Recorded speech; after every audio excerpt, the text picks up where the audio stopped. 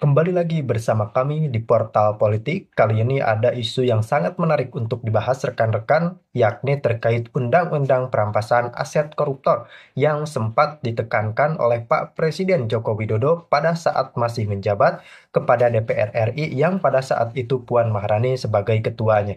Jadi dari partai Pak Jokowi sendiri, Pak Jokowi menekan partainya untuk segera mengesahkan Undang-Undang Perampasan Aset.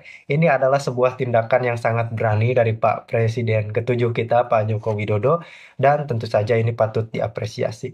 Namun sangat disayangkan rekan-rekan hingga Pak Jokowi purna tugas, Undang-Undang Perampasan Aset tersebut masih belum terlaksana. Artinya DPR memerlukan beberapa waktu yang cukup lama untuk mengesahkan rancangan undang-undang tersebut. Kemudian, Puan Maharani memberikan sebuah statement bahwa Undang-Undang Perampasan Aset baru akan dibahas di era kepemimpinan Presiden Prabowo Subianto dan Gibran Raka Buming Raka. Artinya, pada saat ini seharusnya Undang-Undang Perampasan Aset harus segera disahkan. Apalagi memang banyak rakyat yang berharap 100 hari kerja Prabowo Gibran, Undang-Undang Perampasan Aset sudah harus disahkan. Terbukti, di era kepemimpinan Presiden Prabowo Subianto sebenarnya sudah banyak koruptor yang ditangkap. Namun saya tidak habis pikir kenapa Undang-Undang Perampasan Aset terkesan begitu sulit untuk disahkan hingga Pak Presiden Prabowo Subianto sampai mengeluarkan wacana keputusan Presiden terkait pengembalian aset koruptor yang tujuannya sama-sama memiskinkan para koruptor. Lalu pertanyaan datang dari netizen, apakah Puan Maharani sengaja menolak Undang-Undang Perampasan Aset? Tentu saja ini masih menjadi misteri. Apalagi ketika undang-undang tersebut belum juga disahkan, maka itu akan selamanya menjadi tanda tanya di benak kita semua. Tanpa berlama-lama, langsung kita simak jihad Presiden Prabowo Subianto yang melanjutkan perjuangan dari Pak Joko Widodo untuk memiskinkan para koruptor tersebut. Tidak mengetahui sebenarnya permasalahan korupsi ini di mana, Bang. Jadi dia hanya mempermasalahkan. Benar kalau dia menganjurkan di rapat-rapat ada bukti dokumen bahwa pengadaan barang jasa di Pertamina ini harus melalui e-katalog LPSE. Saya setuju dan itu bagus. Gitu loh, Bang. Tapi kan bukan ini, Bang. Sebenarnya kasus korupsi yang di Patraniaga ini adalah ada blending, oplosan, ya kan, dari minyak yang RON 90 ditambah zat aditif menjadi Pertamax 92 yang dijual. Dan ini dilakukan oleh oknum-oknum di Pertamina Patraniaga ataupun di holding, ya kan kita menunjuk nih, menunggu hasil penyidikan dari Kejaksaan Agung, Pak. Ya. Dan ini dilakukan di salah satu kilang minyak anaknya Risa Halid di Banten. Nah, ini yang saya yakin Ahok nggak punya bukti ini. Gitu, Bang. Tapi kalau bukti dia rapat, memarahi direksi anak perusahaannya Pertamina, Patraniaga, atau segala macam perangkat di Patraniaga, ya mungkin ada gitu. Tapi kalau umpamanya saya tuh inginnya Pak Ahok kalau memang punya bukti, bawalah ke Kejaksaan Agung. Bawa, nggak usah diminta. Sebagai warga negara yang baik, bawalah bukti-bukti itu ke Kejaksaan Agung.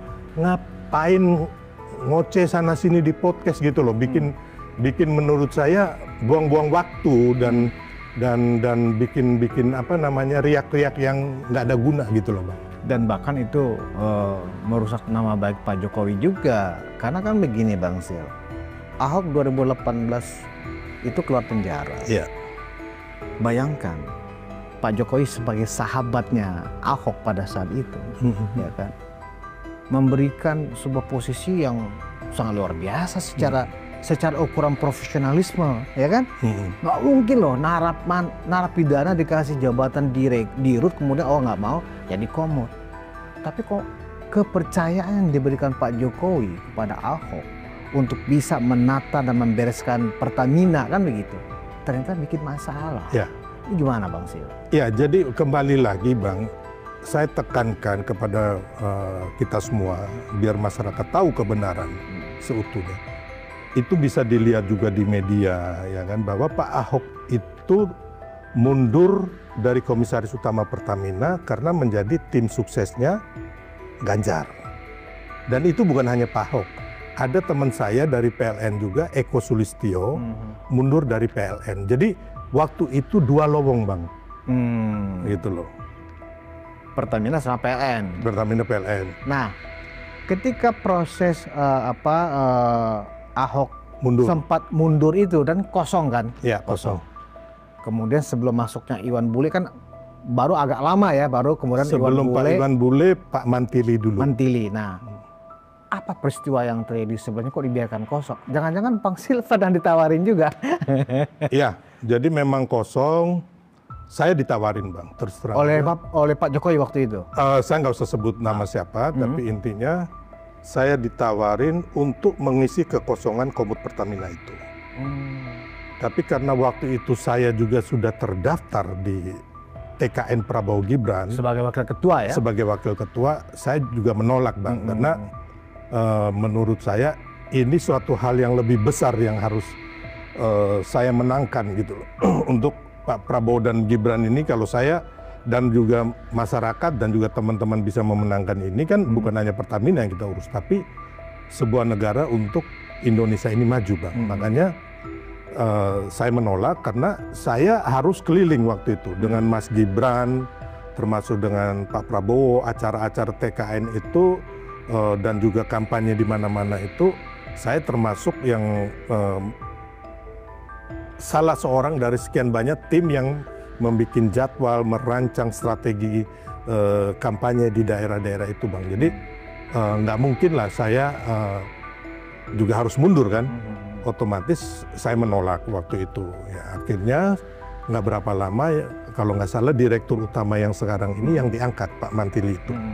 Jadi komisaris Pertamina. Terus nggak lama beliau akhirnya menjadi direktur baru utama. Pak Iwan Bule yang menjadi komisaris utama. Gitu. Pada saat Bang Silvester ditawari untuk menggantikan Ahok saat itu sebagai komisaris utama, apakah Bang Sil juga sebenarnya karena wah terlalu berat saya sebagai komun karena banyak masalah Pertamina, atau benar karena alasan kesibukan TKN itu? Satu, kesibukan TKN, terus yang kedua saya juga punya kantor hukum dan juga saya punya beberapa bisnis yang memang saya pasti akan mundur dari semua itu Bang. Dan menurut saya apa yang selama ini saya jalanin sudah baik gitu loh. Jadi saya lebih memprioritaskan pekerjaan saya, profesi saya, usaha saya sendiri, dan juga kedudukan saya sebagai wakil ketua tim kampanye nasional itu Bang. Itu yang lebih saya beratin daripada komisaris utama Pertamina. Dan Abang harus tahu bahwa komisaris utama Pertamina itu dia harus tiap hari ngantor Bang. Sebenarnya Ahok juga bilang dia nggak tiap hari ngantor, dia tiap hari ngantor dan dia juga sign Bang. Ada mungkin kontrak ataupun kontrak-kontrak besar selain direktur utama itu Komut juga tanda tangan. Biasanya begitu Bang. Kecuali komisaris independen ya, yang datang kapan saja ya, yang paling top ya pas RUPS baru datang. Paten juga Bang Silvester ini, sebagai wakil ketua TKN tetap happy ya kan, tetap sebagai barisan terdepan dalam menjaga atau membentengi Pak Jokowi, padahal nggak dapat jabatan apa-apa loh setelah kemenangan Prabowo Gibran. Kalau yang lain-lain kan kita lihat kan pada marah-marah ini Bang. Enggak, jadi bukan nggak dapat, saya ditawarin. Bahkan untuk yang komisaris utama Pertamina itu 2 kali saya ditemuin oleh saya nggak usah sebut nama siapa ya kan, saya ditemuin supaya saya bersedia, tapi saya bilang enggak, kan kita masih pemenangan lah di ujung, udah di ujung itu Bang, di ujung pemenangan lowong tuh Ahok kan mundur Bang, jadi lowong ya saya ditawarin, tapi kita kan udah mendekati final kampanye gitu loh. Padahal yang di bawah-bawah Bang Silvester yang bukan wakil ketua sudah jadi pejabat, sudah jadi komisaris loh Bang Sil. Ya itu takdirnya mereka Bang. Ya saya sih mendukung aja, kawan-kawan baik, bagus, mau bekerja untuk rakyat, saya sangat mendukung gitu. Oke, kita kembali ke persoalan Pertamina tadi Bang Sil. Jadi kalau kemudian Ahok dianggap sebagai orang yang tidak tahu berterima kasih kepada Pak Jokowi, Bang saya sepakat itu. Ya itu kembali lagi kepada Pak Ahok sendiri dan juga penilaian masyarakat, Bang. Ya kan, kita lihat bagaimana Pak Jokowi menawarkan beliau setelah habis menjadi seorang narapidana, terus menjadi direktur. Beliau sendiri menolak, akhirnya beliau menerima sebagai komisaris utama Pertamina dengan gaji yang besar loh, Bang. Tantiemnya lagi juga besar belum. Puluhan miliar ya. Jadi saya pikir harusnya Pak Ahok bersyukur. Ya kan? Jadi kalau tanpa Pak Jokowi, dia nggak gubernur, bukan anggota DPR. Ya kalau saya lihat sih dia bukan siapa-siapa, Bang. Kemarin ya sebelum diangkat jadi komisaris Pertamina itu, kalau nggak ada Pak Jokowi, ya dia nothing lah. Ya bahkan itu pecah rekor juga, Bang Sil. Satu-satunya mantan narapidana ya yang langsung diangkat jadi pejabat tinggi di sebuah perseroan terbatas milik negara yang paling elitis, paling besar ya. Iya. Dan ini sebenarnya, Bang, saya juga harus jujur mengatakan Pak Ahok itu bagus. Ya, kita harus nggak melihat dari sisi buruk atau baiknya saja gitu. Sisi buruknya saja. Pak Ahok juga bagus gitu loh. Hanya yang saya lihat bahwa Pak Ahok ini nggak bersyukur atau kurang bersyukur, Bang. Ya. Kurang bersyukur. Nah itu saja. Tapi kalau yang lain-lain dengan kinerja dia bagus, dia juga pintar, ya kan. Dia juga cepat mengeksekusi satu kebijakan, positif lah intinya. Hanya ya namanya manusia ada kurang ada lebih, Bang. Ya kan. Jadi kembali lagi kalau saya melihat bahwa tanpa Pak Jokowi kemarin setelah Pak Ahok keluar dari penjara, itu intinya bahwa dia menurut saya kurang bersyukur. Kurang bersyukur. Iya. Itu bahasa lain tidak tahu berterima kasih. Entah berterima kasih kepada Tuhan lah setidaknya. Iya. Bang Sil, jadi apakah Ahok ini bisa menjadi saksi kunci dalam kasus Pertamina? Karena kan kalau saya dipanggil saya akan bongkar semua, bahkan saya yakin semuanya akan dipenjarakan itu kalau saya bongkar. Oh enggak. Nggak yakin, Bang Sil? Saya nggak yakin karena Kenapa? saya meyakini bahwa Pak Ahok untuk kasus Patraniaga ya, Bang, dia nggak punya bukti apapun. Oh.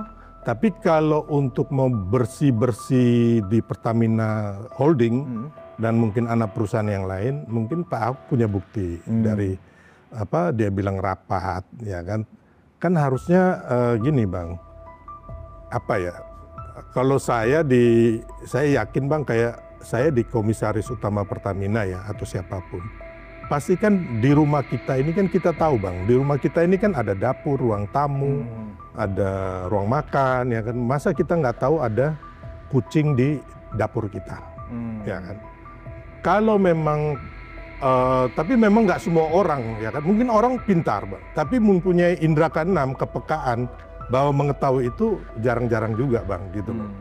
Jadi yang saya lihat sih, tapi kalau Pak Ahok pun, ini kan asumsi saya ya, bisa saja Pak Ahok punya bukti, ya kan. Harusnya kita jangan melihat dia sebagai komisaris utama Pertamina, tapi sebagai warga negara yang baik, ya kan. Apalagi beliau ini sangat gembar-gembornya mendukung pemberantasan korupsi. Harusnya dia bawa bukti itu tanpa diminta ke Kejaksaan Agung atau ke KPK, Bang. Itu. Nah, ini kasus Pertamina ini kan kalau sehari aja, 1 tahun aja itu hampir 200 triliun, Bang Sil. Kalau itu hampir 4 tahun, hampir 1000 triliun. Ya. Dan itu terjadi di era pemerintahan Pak Jokowi. Ya. Ya kan? Nah, sekarang kan itu bola ada di tangan Pak Prabowo. Ya. Pertanyaan publik sekarang, benar kan ini sampai tuntas? Benar kan ini sampai ke dalangnya atau aktor intelektualnya? Kan nggak mungkin mereka makan hanya 7 orang itu, Ya, uang korupsi. makanya kan kita melihat di sini, Bang. Kita lihat bahwa di era Pak Prabowo ini benar-benar Pak Prabowo itu mau jihad melawan korupsi. Yang kita lihat, Bang, kasus Pertamina ini kan ketika paginya diresmikan Danantara, malamnya Kejaksaan Agung membongkar kasus korupsi di Pakrang Niaga. Ya kan? Karena Pak Prabowo sendiri waktu ingat nggak kasusnya Harvey Muiz mengenai timah itu Bang. Waktu di persidangan kan kalau nggak salah hanya dijatuhin vonis 6,5 tahun awalnya. Ya, terus sebagai waktu itu Pak Prabowo minta agar Kejaksaan Agung kalau nggak salah naik banding lah. Ya kan, memang beliau punya kewenangan itu sebagai atasan dari Kejaksaan Agung kan. Dan akhirnya terbukti sekarang Harvey Muiz itu dijatuhi 20 tahun lebih ya kalau nggak salah Bang. Jadi ini memang mulai dibongkar Bang di erahan pemerintahan Pak Prabowo gitu loh. Jadi kembali lagi sebenarnya kasus korupsi ini kalau kita mau menyalahkan Pak Jokowi Bang, di sini kan Pak Jokowi mengurus berapa puluh kementerian Bang. Belum lagi ratusan juta masyarakat, belum lagi urusan mengenai luar negeri kita, internasional. Nah, harusnya yang saya melihat ini benar-benar kementerian itu sendiri Bang, atau BUMN sendiri ini memang harus ada pengawasan melekat dan baik direksi, komisaris maupun di kementerian BUMN harus mempunyai kepekaan dan mata telinga sendiri, mata telinga untuk mengetahui itu. Jangan sampai mereka sendiri yang menjadi aktor di balik semua ini Bang. Jadi kembali lagi saya bilang tadi Bang, ini adalah kita melihat bahwa Pak Prabowo dengan membentuk Danantara ini termasuk Pertamina menjadi salah satu perusahaan yang ada di dalam ada di dalamnya, makanya dia adakan bersih-bersih karena kan ini Danantara ini kan menghimpun Bang, ya kan, kayak semacam invest management lah untuk membiayai proyek-proyek yang profit oriented Bang ke depannya, sehingga dengan kayak Danantara, terus makan bergizi gratis, terus pencetakan sawah di mana-mana, terus 3 juta rumah gratis, sehingga ada pertumbuhan ekonomi yang ingin dicapai oleh Pak Prabowo dan Mas Gibran itu di angka 8%.